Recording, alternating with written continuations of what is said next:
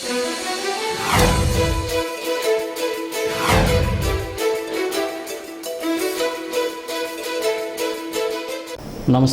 జే న్యూస్కు స్వాగతం. నా పేరు మన్మధరావు. ఈరోజు వార్తల్లోని వివరాలు.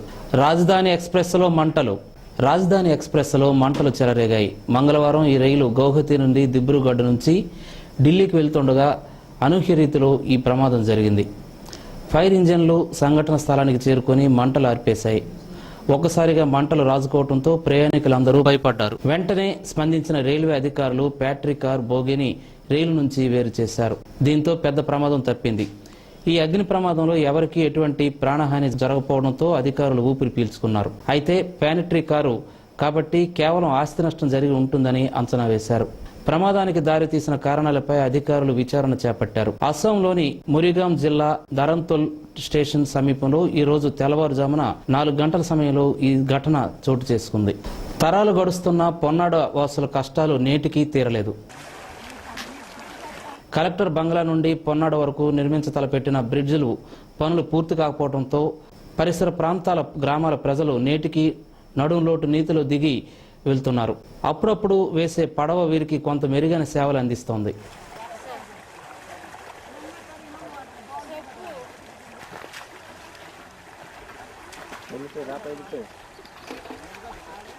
పైలిన్ తుఫాన్ పునరావాస కార్యక్రమాలపై సమీక్షా సమావేశం స్థానిక కలెక్టరేట్లో నిర్వహించారు. ఈ కార్యక్రమానికి కిల్లి కృపారాణి ముఖ్య అతిథిగా పాల్గొని కార్యక్రమంలో కలెక్టర్ సారూప్ గౌర్ మరియు జిల్లా అధికారులు పాల్గొన్నారు. సో ఇవాళ సాయంత్రానికి దాదాపు రిస్టోర్ చేస్తాము. ఈ సమయంలో డ్రింకింగ్ వాటర్ ప్రాబ్లమ్స్ వస్తున్నాయి. ఎందుకంటే కరెంట్ లేదు, మోటార్స్ లేవు. ట్యాంకర్స్ ఎక్కువ మొత్తంలో పెట్టాము. అన్ని వెల్స్ది అన్ని బోర్వెల్స్ది క్లోరినేషన్ చేయించాము. అదేవిధంగా వాటర్ టెస్టింగ్ టూర్ కూడా కెమిస్ట్స్ ని జిల్లాలో ఇంకా కొద్దిగా టైం పడింది. రైతులు నిన్న మొన్న తిరిగేటప్పటికి కూడా చెప్పారు, మేడం ఉన్నారు, అందరూ ఉన్నారు, అందరూ మన అంతా తిరిగారు, రావు ఫ్రూట్స్ రావు బికాజ్ అవి తిరిగిపోయినాయి అని తర్వాత రెడీస్ బికాజ్ వాళ్ళకి సాంకేతిక జ్ఞానం లేదు. గవర్నమెంట్ ఇన్స్ట్రక్షన్స్ ప్రకారంగా అన్ని బ్యాంక్ అకౌంట్ లోనే పేమెంట్ జరుగుతూ ఉంది. దానివల్ల రేపు ఎటువంటి క్రిటిసిజం కూడా తప్పనిసరిగా మీరందరి జిల్లాల నుంచి ఇచ్చిన దయచేసిన స్పెషల్ ఉద్దాన ప్రాంత ప్రజల జీవన వికాసానికి మొన్నను ఈ దురదృష్టకరమైన సంఘటన చోటు చేసుకున్న తర్వాత విచ్చయమైన పరిస్థితి, వారి కన్నీరు చూసిన తర్వాత వారికి మనం ఏ విధంగానైనా ఆదుకోవాల్సిన బాధ్యత, తక్షణమే యుద్ధ ప్రాతిపదికన ఆదుకోవాల్సిన బాధ్యత ఎంతైనా ఉంది అని నేను భావిస్తా ఉన్నాను. అయితే ఈ సందర్భంగా అధికారులకు నేను తెలియజేసేది ఏమంటే, చెరుకు రైతుకో మొక్కజొన్న రైతుకో ఒక కష్టం వచ్చేటప్పుడు, ప్రకృతి వైపరీత్యాల వల్ల నష్టం కలిగేటప్పుడు అది ఈ ఏడాది కాకపోతే మరుసటి ఏడాదికైనా ఆ రైతు భర్తీ చేసుకునే అవకాశం ఉంది. ఎందుకంటే ప్రతి సంవత్సరం పంట ఈల్డింగ్ వచ్చే పరిస్థితి అగ్రికల్చర్ వ్యవసాయ పంటల్లో మనకు ఉంటుంది. బట్ వేరేజ్ ఈ హార్టికల్చర్ క్రాప్స్ మనం నాటి అది మళ్ళీ మనకు ఫలసాయం ఇచ్చేటప్పటికి 15 సంవత్సరాల కాలం కనీసం పడుతుంది. అయితే ఉద్దానం ప్రాంతంలో ప్రజలు ఏ విధంగా వాపోతున్నారంటే, సూపర్ సైక్లోన్ 1999లో వచ్చేటప్పుడు వారు రీప్లేస్ చేసుకునే కొబ్బరి మొక్కలు సుమారు 10-13 సంవత్సరాల్లో ఇప్పుడు కాపు వచ్చే పరిస్థితి అయింది. మరలా తుఫాన్ వచ్చి ఈ తుఫాన్ కంబళించి మరలా ఆ కొబ్బరి చెట్లన్నీ పడిపోయే పరిస్థితి వచ్చింది. జీడి చెట్లు అయితే నిన్న మందస ప్రాంతంలో స్వయంగా ఎమ్మెల్యే గారితో కలిసి ఒక 12-14 గ్రామాలు మేము చూస్తాం. నేలమట్టం అయిపోయి ఇంకా అక్కడ జీడి చెట్లు వెతుక్కోవటానికి కూడా లేకుండా ఒక ఎడారిలా కనిపిస్తుంది ఆ ప్రాంతం అంతా. గడిచిన కాలంలో ఆ ప్రాంతం వెళ్ళేటప్పుడు ఎంతో పచ్చగా సస్యశ్యామలంగా కనిపించే ఆ మందస పరిసర ప్రాంతాల్లో జీడి చెట్లని నెట్టి మీరు వెళ్ళేటప్పుడు ఆ పంచాయతీకి సంబంధించిన సెక్రటరీస్ విఆర్ఓను వెంట పెట్టుకుని ఎన్యూమరేషన్ లో ఏ బాధితులు కూడా మిస్ అవ్వకుండా మీరు ప్రాపర్ గా ప్రతి ఒక్క బాధితుని ఎన్యూమరేట్ చేసి ఇంక్లూడ్ చేయాల్సిన అవసరం ఉంది అని ఈ సందర్భంగా అధికారులకు నేను మనవి చేస్తా ఉన్నాను. ఇప్పుడే కలెక్టర్ గారు చెప్పారు, ఫాలెన్ ట్రీసే కాకుండా కొబ్బరి చెట్లు ఏవైతే టోటల్ గా పడిపోయే కొబ్బరి చెట్లు కాకుండా ఆ టెర్మినల్ బట్టి ఉంటుంది, అక్కడ కూడా పోయే పరిస్థితి. చాలా చెట్లకు ఆ టెర్మినల్ బట్టి పోయింది. వాళ్ళ భాషలో మువ్వలు పోయాయి, పీకలు పోయాయి అని వారు మనకు రైతులు చెప్తా ఉన్నారు. అవేంటంటే ఇప్పుడు మనకు చూడటానికి చెట్టు ఉన్నట్టు మనకు ఆ కొబ్బరి తోటల్లో టెర్మినల్ బట్టి పోయిన చెట్లు కూడా కనిపిస్తా ఉన్నాయి.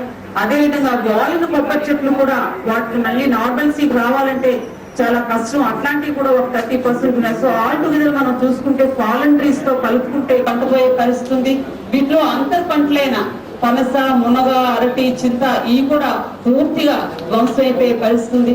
అందుచేత నేను స్పెషల్ అధికారుల ఆధ్వర్యంలో ఈ టాస్క్ ఫోర్స్ అధికారులు మీరంతా ఒక టీమ్ గా వెళ్లి ఈ నష్టాన్ని అంచనా వేసేటప్పుడు ఏ బాధితులు కూడా మిస్ అవ్వకుండా మీకు ఏవైతే గైడ్ లైన్స్ ఉంటాయో మీరు నష్టాన్ని అంచనా వేసిన తర్వాత ఖచ్చితంగా సర్పంచ్ గారితో సిగ్నేచర్ చేయించుకోవాలని కలెక్టర్ గారు చెప్తున్నారు. మీకున్న నామ్స్ ప్రకారం మీరు విఆర్ఓస్ సెక్రటరీస్ ని పట్టుకెళ్ళి ఈ నష్టాన్ని అంచనా వేసే విధంగా మీరు చర్యలు తీసుకోవాలని మీ అందరికీ మనవి చేస్తూ ఉన్నాను.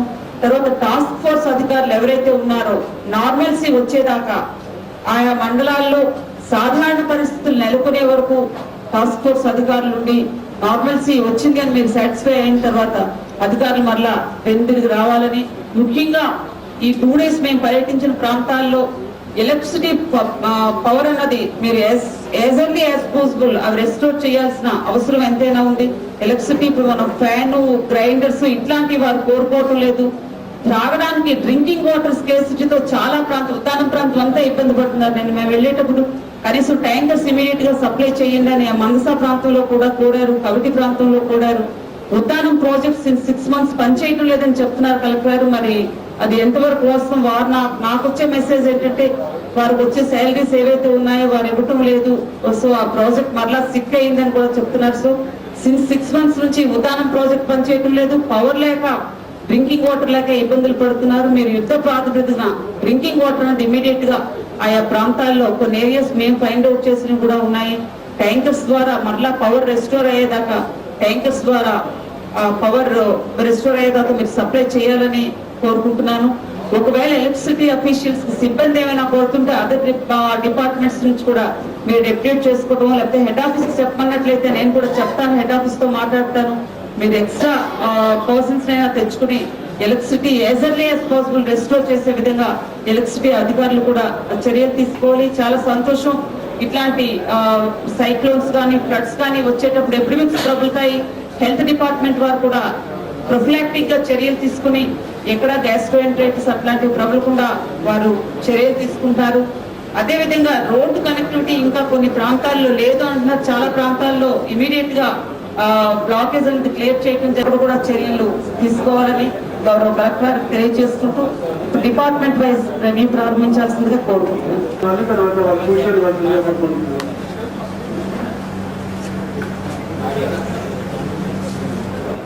ఈ తుఫాన్ అనేది మరి దానిని ముందు జాగ్రత్త చర్యగా మరి జిల్లా కలెక్టర్ గారు కానీ జిల్లా అధికారులు కానీ వెంటనే స్పందించి ఇటుగా ప్రాణహాని కానీ చేస్తారు. అదేవిధంగా దానికి చాలా మట్టుగా చెట్లు మరి పడిపోయే పరిస్థితి ఉన్నాయి కొన్ని ప్రాంతాల్లో మనం చెప్పి ఈ సందర్భంలో మనం చేస్తున్నాం. మరి హార్టికల్చర్ సంబంధించి కూడా చాలా ప్రాంతాల్లో పడిపోయింది. దానికి కూడా ఇక్కడ పరిచయం చేసినటువంటి జిల్లాలో లేదని కూడా గతంలో చెప్పడం జరిగింది. కాబట్టి కార్యక్రమం కూడా చర్యలు తీసుకోవాలి. వారి కష్టాన్ని కూడా పట్టిన దగ్గర ఫౌండేషన్ మినిస్టర్ మన ప్రమాద్ ప్రసాద్ రావు గారు మేము వెళ్ళేటప్పుడు అక్కడ ఒక ఫౌండేషన్ వేసాం. అది చాలా మటుకు డిజైన్ చాలా బాగుంది. చాలా మటుకు బిల్డింగ్ కన్స్ట్రక్షన్ అవుతుందేమో అట్లాంటి బిల్డింగ్ మంచి క్వాలిటీ. సమైక్యాంధ్రకు మద్దతుగా జిల్లా కలెక్టర్ ఆఫీసు వద్ద జిల్లా పరిషత్ ఉద్యోగుల ఆధ్వర్యంలో మంత్రుల ఫోటోలతో దిష్టిబొమ్మను ఊరేగించి మానవహారం నిర్వహించి దహనం చేశారు. కొద్దిసేపు జేఏసీ నాయకులకు పోలీసులకు మధ్య వాగ్వాదం జరిగింది.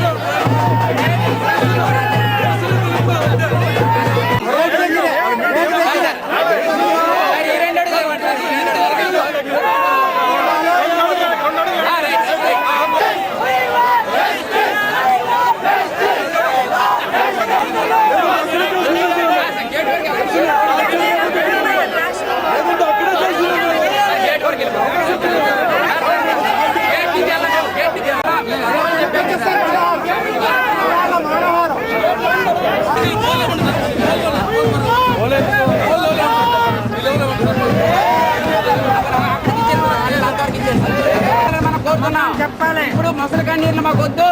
మర్యాదగా లోపల బయటకు వచ్చి మీకు ప్రజలకి క్షమాపణ చెప్పి వెళ్ళండి అని మనం కోరుతాం.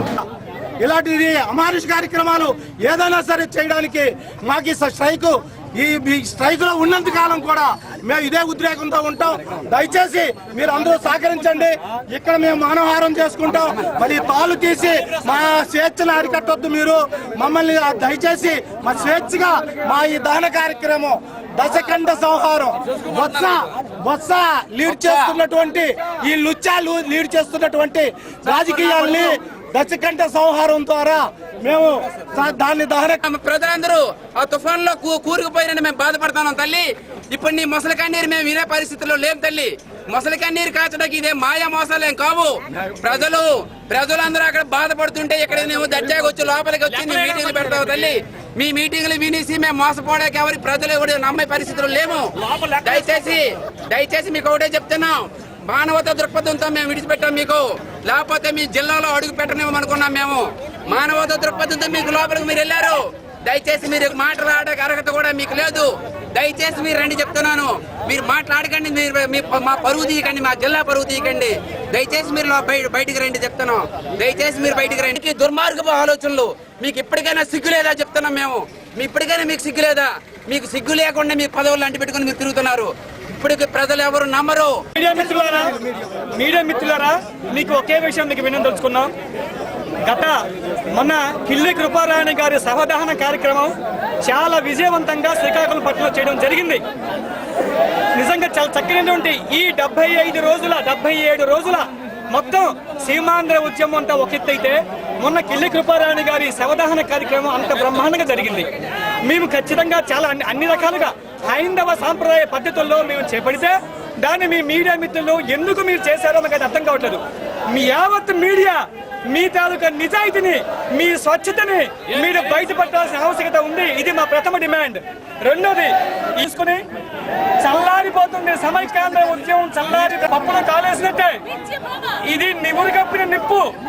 ఇది కేవలం నివురు కప్పిన నిప్పు. నివురు కప్పినటువంటి నిప్పులో ఉన్నటువంటి సమైక్యాంధ్ర ఉద్యమం ఎప్పటికీ చల్లారదు. ఎందుకంటే నిజంగా తెలంగాణలో చేపట్టినటువంటి 60 సంవత్సరాల పోరాటంలో మొదటిది 5 సంవత్సరాలు, మళ్ళీ ఇప్పుడు 13 సంవత్సరాలు, కేవలం 18 సంవత్సరాల పోరాటమే. మధ్యస్థంగా 42 ఏళ్ల పాటు వాళ్ళ పోరాటం జరపలే. కానీ మొత్తంగా వాళ్ళు 60 ఏళ్ల పోరాటం అని చెప్తున్నారు.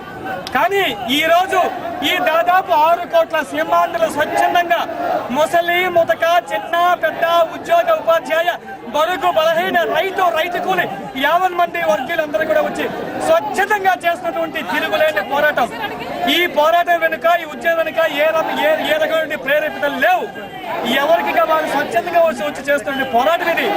ఇట్లాంటి స్వచ్ఛమైన పోరాటానికి ఖచ్చితంగా మరి ప్రజాప్రతినిధులు అని చెప్పేసి ప్రజాప్రతినిధుల ముసుగులో ఈ రోజు కేవలం ప్రజాప్రతినిధుల ముసుగులో ఇక్కడ చేస్తున్నటువంటి ఈ మీటింగ్లు ఎంత మాత్రం అవి నెరవేరవు. మేము స్వచ్ఛందంగా మేము ముందుకు వచ్చి మేము ఉద్యోగులు మేము చేసినటువంటి మా తాలూకు సహాయ సహకారం అందించి మా సహాయ సహకారం తీసుకుని వాళ్ళు మీటింగ్ పెడుతున్నారు. కానీ ఈ రోజు వాళ్ళు ఏమాత్రం కూడా వాళ్ళు కలెక్టర్ బంగ్లా వద్ద నాగావళి నదిలో 47 సంవత్సరాల వయసు గల గుర్తు తెలియని వ్యక్తి మృతదేహం తేలింది. మృతుని వివరాలు ఇంకా తెలియవలసి ఉన్నది.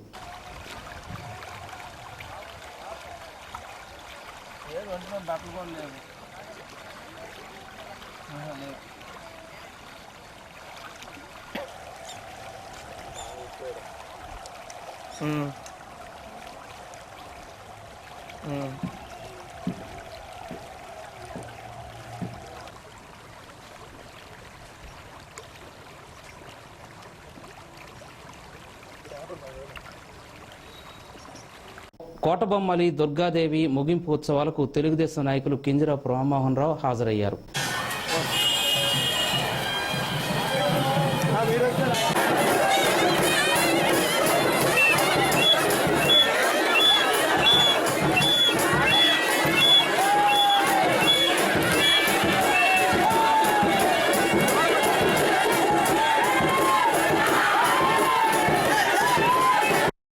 జే న్యూస్ వార్తలు ఇంతటితో సమాప్తం. తిరిగి జే న్యూస్ వార్తల్లో కలుద్దాం. అంతవరకు చూస్తూ ఉండండి ప్రతి దృశ్యం ప్రజాపక్షం.